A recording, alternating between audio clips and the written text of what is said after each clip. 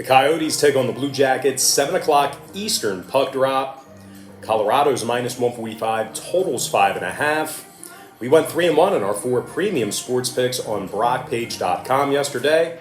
We're also 5-0 in our last 5 Major League Baseball tier package picks on that very same website. Elvis Merzlikins is the expected netminder for Columbus. Carter Hutton for the Coyotes. And despite having a tough year in Buffalo last season, well, everyone had a tough year in Buffalo. So look for a new Carter Hutton with some better defensemen in Arizona. Meanwhile, offensively, it was actually Phil Kessel who led the charge with 20 postseason, it wasn't postseason goals, it was 20 regular season goals, 43 total points for the right winger. Now, Kessel was a little bit banged up here recently, but he has been upgraded to probable for tonight's action, so he should be in pretty good shape. Looks like he's 100%. Now, Clayton Keller also had 14 goals and 35 total points last year as well. They're taking on a Columbus team who lost a bunch of games to close out 2020. Now, Domi and Fix-Wolansky are questionable for tonight's contest. And goaltender Elvis Merzlikins, well, he won just 8 out of 23 starts last season for Columbus. I'm going to lean toward the Arizona Coyotes plus $1.25 and the under 5.5. Next next matchup, it is going to be Stars versus the Rangers, 7 o'clock Eastern start time. The New York Rangers are minus 120, number 6. Igor Shesterkin for New York, Braden Holtby for Dallas. Now, Holtby's got a career 258 goals against average and a 915 save percentage.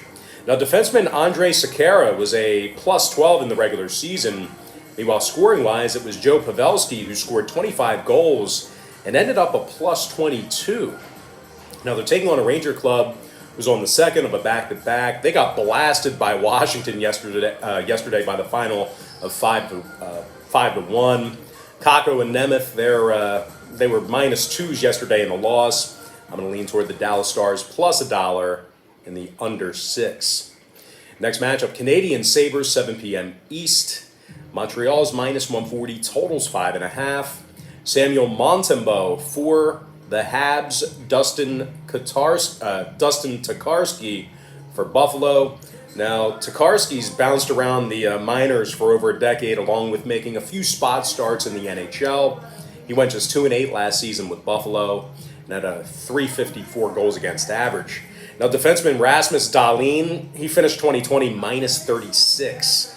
Offensively, Victor Olofsson finished 2020 a minus 23 himself. Buffalo's taking on a Montreal team who lost their season opener themselves, but they did successfully cash in on the puck line against a very good Toronto team. As a matter of fact, the Habs held the Leafs to just 2 total goals in Game 1.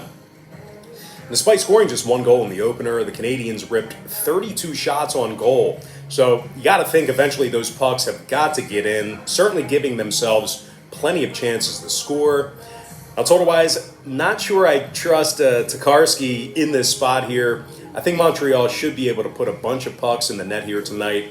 I'm going to lean toward Montreal minus 140 in the over 5.5. Next matchup, Islanders, Hurricanes, 7 o'clock Eastern puck drop.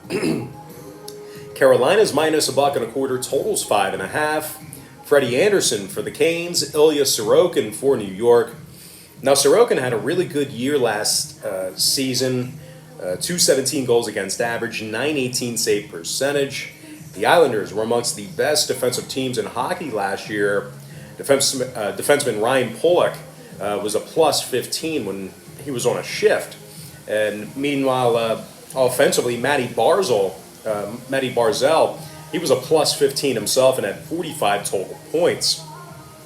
Now, they're taking on a Hurricanes team who's got Frederik Andersen in the net here tonight. Now, the veteran goaltender has had some really good career numbers in both the regular season and the postseason with Toronto. Having said that, though, Andersen went just 13-11 last season when he started, and he finished with an .895 save percentage.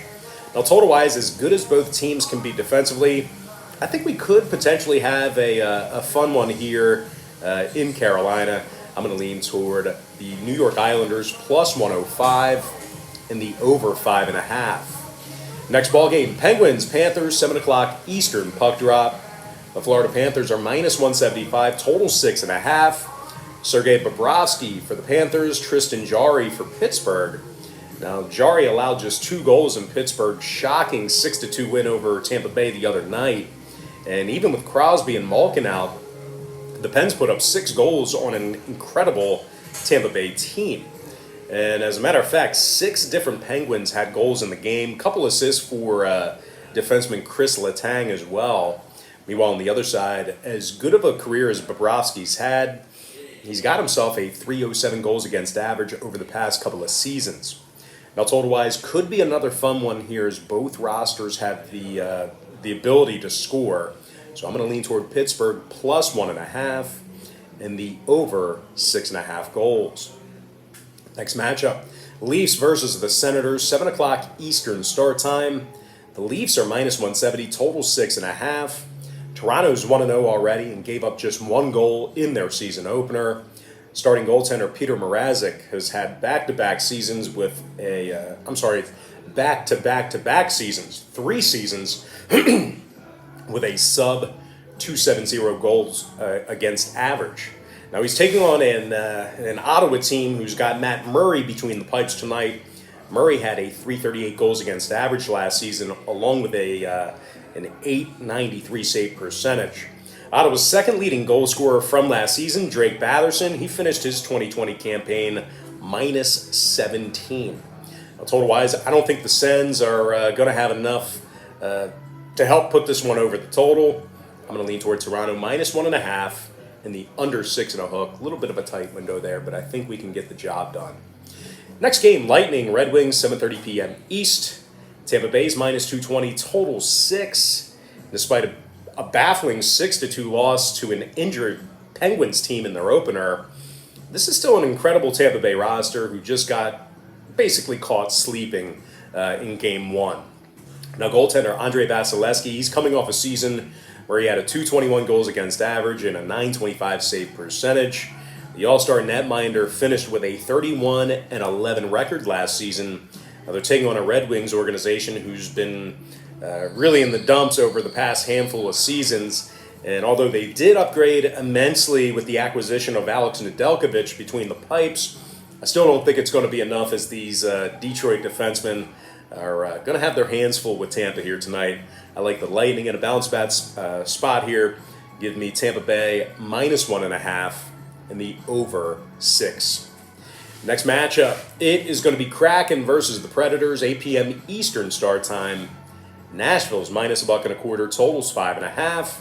UC Saros in net for Nashville, Philip Grubauer for Seattle.